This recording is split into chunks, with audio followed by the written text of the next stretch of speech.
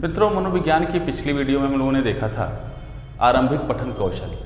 तो उसमें हम लोगों ने देखा था कि पठन क्या होता है, पठन कितने प्रकार के होते हैं, आदर्श पठन क्या होता है, मौन पठन क्या होता है, आदर्श पठन के कौन कौन से गुण होते हैं, मौन पठन के कौन कौन से गुण होते हैं। यह सारी चीज़ें हम लोगों ने पिछली वीडियो में देखा था। अगर आप लोग इस नहीं देखे होंगे तो आप लोग वीडियो में जाएंगे और पिछली वीडियो को देख लेंगे तो जो आज की क्लास है वो अच्छे से समझ में आएगी। आज हम शुरू करते हैं पठन कौशल के आधार। तो आइए देखते हैं कि पठन कौशल के आधार कौन कौन से होते हैं। तो हम आज शुरू करेंगे क्या, पठन कौशल के आधार। जब हम पठन कौशल के आधार की बात करते हैं तो यह जो पठन कौशल होता है इसके दो आधार होते हैं। कितने आधार होते हैं? दो आधार होते हैं। जो पहला होता है इसे हम कहते हैं पठन मुद्रा, और जो दूसरा आधार होता है इसे हम कहते हैं क्या, पठन या वाचन शैली। पहले को हम कहते हैं पठन मुद्रा और दूसरे को हम क्या कहते हैं, पठन या वाचन शैली। अब पठन मुद्रा क्या होता है? पठन मुद्रा का तात्पर्य हमारे पढ़ाने के तौर तरीकों से होता है कि हम किस प्रकार से पढ़ा रहे हैं, किस तरीके से हमारे शारीरिक अभिव्यक्ति हो रही है। तो पठन मुद्रा में यह कहा जाता है कि जब भी आप किसी भी विषय वस्तु को पढ़ा रहे हो तो जो विषय वस्तु है, जो बुक है, वह आपके बाएं हाथ में होना चाहिए। किस हाथ में होना चाहिए? आपके लेफ्ट हैंड में होना चाहिए। इसके साथ ही साथ जो आपके नेत्र और जो विषय वस्तु है इसके बीच 45 अंश का कोण बनना चाहिए। कितने अंश का कोण बनना चाहिए? 45 अंश का कोण बनना चाहिए। किसके किसके बीच? किताब और नेत्र के बीच।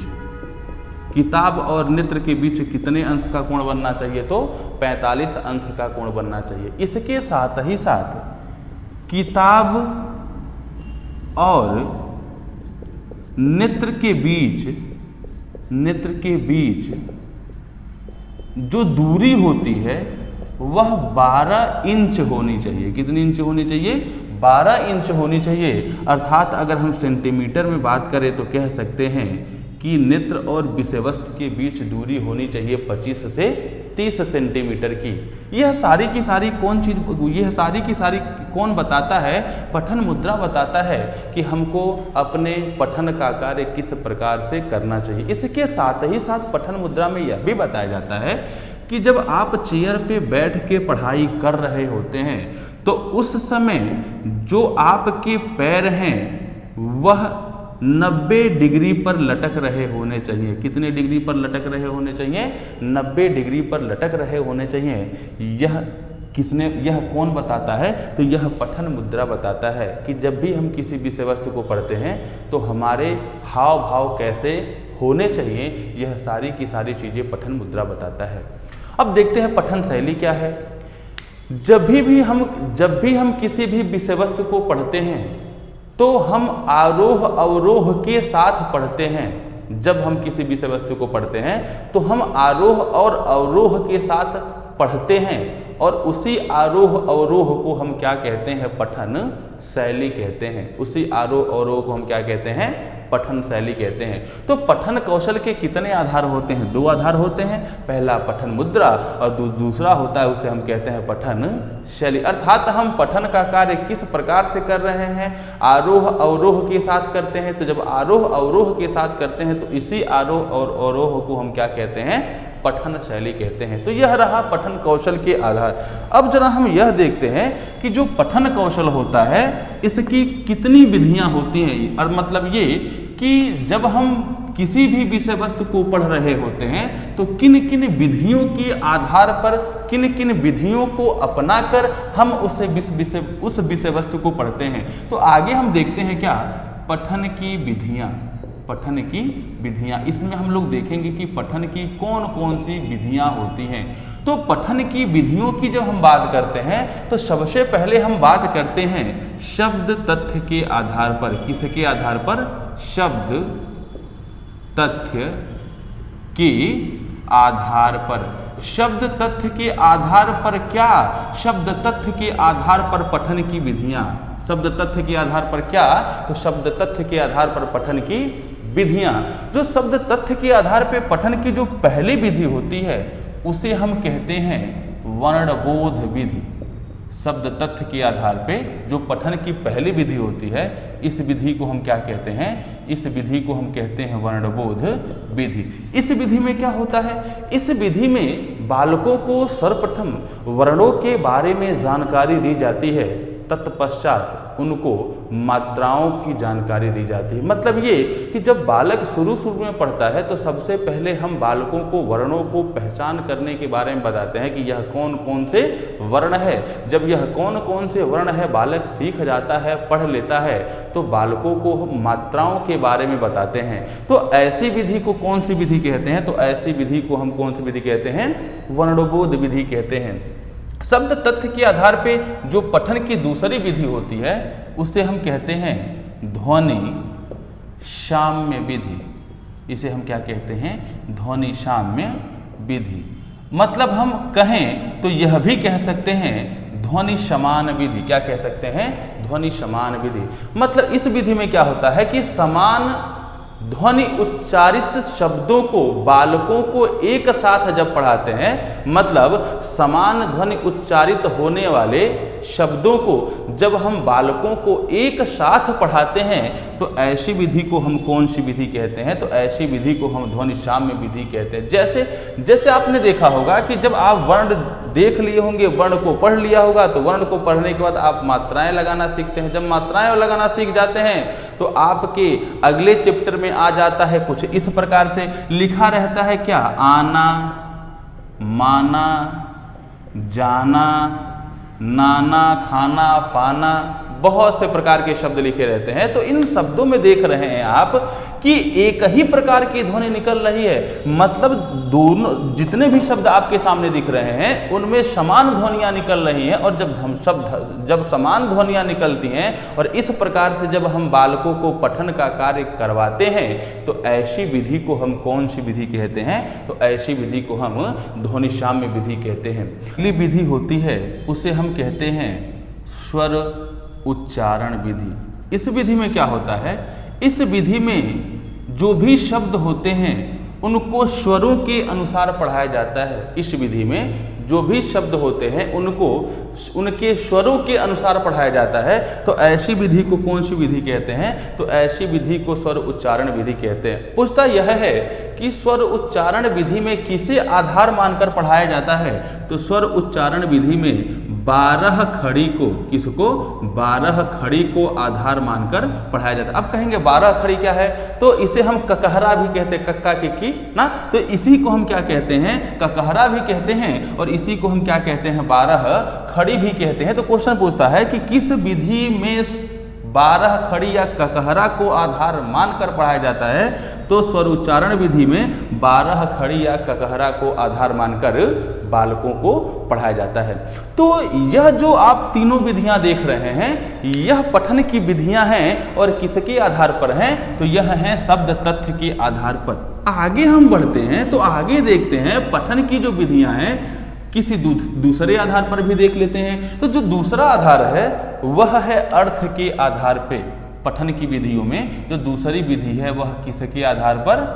अर्थ के आधार पर। अब थोड़ा सा देखते हैं कि अर्थ के आधार पर पठन की कौन कौन सी विधियां होती हैं। तो अर्थ के आधार पर जो पठन की जो पहली विधि होती है इसे हम कहते हैं देखो और कहो विधि। देखो और कहो विधि। अब देखो और कहो विधि में क्या होता है? देखो और कहो विधि में होता यह है कि बालकों के सम्मुख एक चित्र दिखाया जाता है और चित्र के नीचे उस विषय वस्तु का नाम लिखा रहता है। जो शिक्षक होता है वह बालक को पढ़कर बताता है और बाद में जो छात्र होते हैं वह शिक्षक का अनुकरण करके उस विषय वस्तु को पढ़ते हैं। तो ऐसी विधि को हम कौन सी विधि कहते हैं? तो ऐसी विधि को हम देखो और कहो विधि कहते हैं। अर्थ के आधार पे जो पठन की जो दूसरी विधि होती है इसे हम कहते हैं वाक्य विधि। क्या कहते हैं? वाक्य विधि कहते हैं। इस विधि में क्या होता है? इस विधि में जो भी बालक होते हैं उनको सर्वप्रथम वाक्यों की जानकारी दी जाती है, तत्पश्चात शब्दों की जानकारी दी जाती है और अंत में किसकी जानकारी दी जाती है? अंत में वर्ण की जानकारी दी जाती है ना। तो जिस विधि में सबसे पहले बालकों को वाक्यों को बताया जाए, फिर शब्दों को बताया जाए, फिर वर्णों को बताया जाए, तो ऐसी विधि को, ऐसी पठन की विधि को हम कौन सी विधि कहते हैं? वाक्य विधि कहते हैं। जैसे आप देखते हैं कि अगर कोई आप कहानी पढ़ रहे हैं या दोहा पढ़ रहे हैं, तो मान लीजिए दोहा पढ़ रहे हैं, तो पहले आप दोहा कोई पढ़ रहे हैं तो पहले आप दोहे को पूरा पढ़ते हैं, मतलब उस वाक्य को पढ़ जाते हैं, और पढ़ने के बाद जो आपको कठिन शब्द दिखाई देता है या लगता है यह कठिन शब्द है, तो कठिन शब्दों को आप शिक्षक से क्या करते हैं? पूछते हैं। और पूछने के बाद जो शिक्षक होता है वह आपको, आप जो भी एक एक शब्द पूछेंगे वह आपके हर शब्दों का उत्तर देगा, हर प्रश्नों का उत्तर देगा, और प्रश्नों का उत्तर देने के बाद जो शिक्षक होता है वह बताता है कि यह शब्द किन किन वर्णों से मिलकर बना है, कैसे बना है। तो आप देख रहे हैं कि पहले आप जब ने दोहा पढ़ा तो पहले सबसे पहले किसको पढ़ा? पूरे वाक्य को पढ़ लिया। फिर वाक्य को पढ़ने के बाद जो उसमें समझ में शब्द नहीं आ रहा था उसको आपने देखा, और शब्दों को देखने के बाद फिर क्या देखा आपने? वर्ण को देखा। तो ऐसी विधि को हम कौन सी विधि कहते हैं? तो पठन की ऐसी विधि को हम वाक्य विधि कहते हैं। अब अर्थ के आधार पर जो पठन की अगली विधि होती है उसे हम कहते हैं कहानी विधि। कौन सी विधि कहते हैं? कहानी विधि कहते हैं। इस विधि में जो अध्यापक होते हैं, जो शिक्षक होते हैं, वह छात्रों के सम्मुख एक कहानी सुनाते हैं, और कहानी सुनाने के बाद उस कहानी को वह श्यामपट्ट पर लिख देते हैं, और लिखने के बाद छात्र को उस कहानी को पढ़ने के लिए कहते हैं। तो ऐसी विधि को, पठन की ऐसी विधि को हम कौन सी विधि कहते हैं? तो पठन की ऐसी विधि को हम कहानी विधि कहते हैं। अर्थ के आधार पे जो पठन की अगली विधि होती है उसे हम संपर्क विधि कहते हैं। उसे कौन सी विधि कहते हैं? उसे हम संपर्क विधि कहते हैं। और यह जो संपर्क विधि है यह मरिया मॉन्टेसरी ने दिया। किसने दिया? यह मरिया मॉन्टेसरी ने दिया। इस विधि में क्या होता है? इस विधि में जो भी छात्र होते हैं उन छात्रों को चित्र एवं खिलौनों से परिचित कराया जाता है। किससे परिचित कराया जाता है? चित्र या खिलौनों से परिचित कराया जाता है। मतलब ये कि चित्र और खिलौने रहते हैं, बालकों को उनके पास ले जाया जाता है, और ले जाने के बाद उन चित्र और खिलौनों से बालकों को परिचित कराया जाता है, और परिचित कराने के बाद बालकों को उन चित्रों और उन खिलौनों के नाम बताने के लिए कहा जाता है, और बताने के साथ साथ उन खिलौने एवं उन चित्रों को नाम लिखने के लिए भी कहा जाता है। तो ऐसी विधि को हम कौन सी विधि कहते हैं? ऐसी विधि को हम संपर्क विधि कहते हैं। पूछता है कि संपर्क विधि किसने दिया? तो संपर्क विधि किसने दिया था? मरिया मॉन्टेसरी ने दिया था। क्वेश्चन यह भी पूछता है कि चित्र एवं खिलौनों से परिचित कराना पठन की किस विधि से संबंधित है? तो पठन की किस विधि से संबंधित है? तो पठन के संपर्क विधि से संबंधित है। इस प्रकार अर्थ के आधार पर आप लोगों ने देखा कि पठन की विधियों में जो पहला है वह है देखो और कहो विधि, दूसरा है क्या? वाक्य विधि, तीसरा है कहानी विधि, और चौथा क्या है? संपर्क विधि। अब अर्थ के आधार पर पठन की विधियों में एक विधि और आता है जिसे हम कहते हैं अनुकरण विधि। यह जो अनुकरण विधि होता है यह देखो और कहो विधि का दूसरा स्वरूप होता है। जो अनुकरण विधि होता है वह किसका स्वरूप होता है? वह देखो और कहो विधि का दूसरा स्वरूप होता है। पठन कौशल के उद्देश्य, पठन कौशल के कौन कौन से उद्देश्य होते हैं इसके बारे में थोड़ा सा जानकारी इकट्ठा करते हैं। पठन कौशल के उद्देश्य, जब पठन कौशल के उद्देश्य की हम बात करते हैं तो पठन कौशल के कौन कौन से उद्देश्य हो सकते हैं? तो जो पहला उद्देश्य होता है वह यह होता है कि बालकों के स्वर में आरोह अवरोह का अभ्यास कराना। क्या होता है? बालकों के स्वर में आरोह अवरोह का अभ्यास कराना। तो यह किसके द्वारा संभव है? यह पठन कौशल के द्वारा संभव है कि बालक को कहाँ रुकना है और कहाँ तेजी से आगे बढ़ना है यह किसके द्वारा संभव है? तो यह पठन के कौशल के द्वारा संभव है। तो पहला जो उद्देश्य वह है कि बालकों के स्वर में आरोह अवरोह का क्या कराना, अभ्यास कराना। यह पठन कौशल का पहला उद्देश्य होता है। जो पठन कौशल का जो दूसरा उद्देश्य होता है वह यह होता है कि शब्दों पर उचित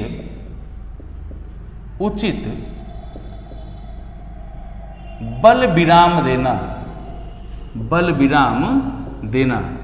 देख रहे हैं कि शब्दों पर उचित बल विराम देना, यह पठन कौशल का दूसरा उद्देश्य होता है। अगर हम पठन कौशल के तीसरे उद्देश्य की बात करें तो तीसरा उद्देश्य यह होता है कि जो भी छात्र होता है वह किसी भी विषय वस्तु को पढ़कर उसका अर्थ समझे और दूसरों को भी क्या करे, समझाए। तो जो तीसरा उद्देश्य है वह क्या है कि छात्र पढ़कर अर्थ को समझे, अर्थ को क्या कर सके, समझे और दूसरों को समझाए, दूसरों को क्या करे, समझाए। यह पठन कौशल का तीसरा उद्देश्य होता है। अब जब पठन कौशल के अगले उद्देश्य की बात करते हैं तो अगला उद्देश्य यह कहता है कि बालकों में पठन कौशल के द्वारा स्व अध्याय की वृद्धि करना, स्व अध्याय जागृत करना। कि क्या जागृत करना? बालकों में स्व अध्याय की रुचि जागृत करना। स्वाध्याय की रुचि क्या करना? जागृत करना। अब देख रहे हैं कि जो चौथा उद्देश्य है वह है बालकों में स्व अध्याय की रुचि जागृत करना। जब अगले उद्देश्य की हम बात करते हैं तो अगला उद्देश्य यह है कि पठन में अक्षर, उच्चारण, ध्वनि, बल को समान स्थान देना। को क्या करना? को समान स्थान देना। आप देख रहे हैं कि जब आप किसी भी विषय वस्तु को पढ़ते हैं तो देखते हैं कि ऐसा नहीं होता है कि बस आप अक्षर को ही वरीयता मान के पढ़ाते हैं ना। आप देखते हैं किसी भी पंक्ति को पढ़ाते हैं तो उसमें देखते हैं कि किस पंक्ति में हमको अधिक जोर देना है, कम जोर देना है, अपने ध्वनियों को तेज करना है या स्लो करना है। यह सारी की सारी चीजें आप जब पठन का कार्य करते हैं तो वहां पर आप सीख रहे होते हैं। तो पठन कौशल का जो पांचवा उद्देश्य होता है वह होता है कि पठन में अक्षर, उच्चारण, ध्वनि और बल को क्या करना? समान स्थान देना। मतलब ये नहीं कि किसी एक पर अधिक जोर दे दें और किसी एक पर बिल्कुल ही ना जोर दे ना। तो ऐसा नहीं होना चाहिए। पठन कौशल का उद्देश्य यही होता है कि जो भी बालक होता है वो अक्षर, उच्चारण, ध्वनि और बल को क्या करे? समान स्थान दे। जो पठन कौशल का जो अगला उद्देश्य होता है वह होता है त्रुटियों का निवारण। क्या होता है? त्रुटियों का निवारण। मतलब जब भी आप किसी भी विषय वस्तु को पढ़ रहे हैं तो आपका एक उद्देश्य यह भी होता है कि आप गलतियां कम से कम करें। गलतियां क्या करें? गलतियां कम से कम करें या गलतियां ना करें। तो पठन कौशल का जो अगला उद्देश्य होता है वह क्या होता है? त्रुटियों का निवारण। जो पठन कौशल का एक और उद्देश्य होता है मोस्ट इंपॉर्टेंट, वह होता है शब्द भंडार में वृद्धि। शब्द भंडार में वृद्धि, यह पठन कौशल का अगला उद्देश्य होता है कि जब आप किसी भी विषय वस्तु को पढ़ते हैं तो आपके जो शब्द भंडार हैं उसमें क्या होती है? वृद्धि होती है। मतलब पठन कौशल के बहुत सारे उद्देश्य हैं जिसमें से मैंने कुछ उद्देश्यों को आपके सामने रखा और कुछ उद्देश्यों को बताया। तो यह सारी चीजें जो देख रहे हैं आपके ब्लैक बोर्ड पे आपके पास जो व्हाइट बोर्ड पे दिख रहा है, यह सारी की सारी चीजें क्या हैं? यह पठन कौशल के उद्देश्य हैं। और यहाँ से क्वेश्चन पूछा जाता है, यहाँ से घुमा फिरा के क्वेश्चन पूछ लेता है कि पठन कौशल के निम्नलिखित में से कौन से उद्देश्य नहीं है या निम्नलिखित में से कौन से उद्देश्य हैं। तो आप देख रहे हैं यदि क्वेश्चन ऐसा पूछे तो आप लोग देखिएगा कि पठन कौशल के द्वारा बालकों में हम कौन कौन सी विषय वस्तु को समाहित कर सकते हैं, किस किस प्रकार से उसे सिखा सकते हैं, उसे क्या क्या सिखा सकते हैं। यह सारी की सारी चीजें किसके अंतर्गत आएंगी? यह पठन कौशल के उद्देश्य के अंतर्गत आएंगी। तो आज के लिए बस इतना ही। मिलते हैं अगले वीडियो में एक नए चैप्टर के साथ।